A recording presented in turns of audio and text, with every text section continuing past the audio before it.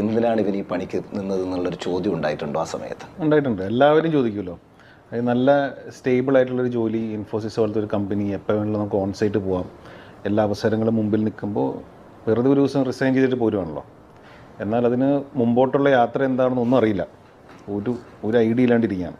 അപ്പം അത് മുന്നിൽ ഒരു വഴിയില്ലാതെ എങ്ങനെ ഒരാൾ റിസൈൻ ചെയ്തു വരിക? ഇത്രയും വലിയ സാലറി. ആ ജോലിയിൽ ഞാൻ ഹാപ്പി ആയിരുന്നില്ല.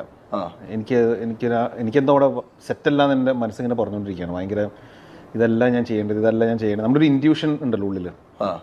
അപ്പോൾ അടുത്തത് എന്താണെന്ന് എനിക്കറിയില്ല, പക്ഷെ ഇതെല്ലാം എനിക്ക് വേണ്ടതെന്ന് എനിക്ക് തോന്നി. അത് ഞാൻ 2 കൊല്ലം ഇങ്ങനെയൊക്കെയോ 2 കൊല്ലം തയ്ക്കാൻ വേണ്ടി നിന്ന് എന്നാണോ തികഞ്ഞത് അന്ന് ഇറങ്ങി. അൽഫോൺസും ആലുവ ഗ്യാങ്ങായിട്ടുള്ള ഏറ്റവും കൂടുതൽ സമയം സ്പെൻഡ് ചെയ്തത് ആ 2 വർഷമാണ്. പക്ഷെ ആ ബ്രേക്ക് സിനിമയ്ക്ക് വേണ്ടി തന്നെയായിരുന്നോ? അല്ല, എന്തിനാണെന്ന് അറിയില്ലാണ്ട് ഒരു ബ്രേക്ക് എടുത്താണ്. പക്ഷെ ആ ബ്രേക്കിൽ സിനിമയുടെ ചർച്ചകളും അങ്ങനത്തെ കൂട്ടുകാരും അങ്ങനത്തെ ആംബിയൻസും വന്നപ്പോൾ ഓക്കെ, ഇതായിരിക്കാം, ഇതിന് വേണ്ടിയിട്ടാണോ നമ്മൾ ആ ബ്രേക്ക്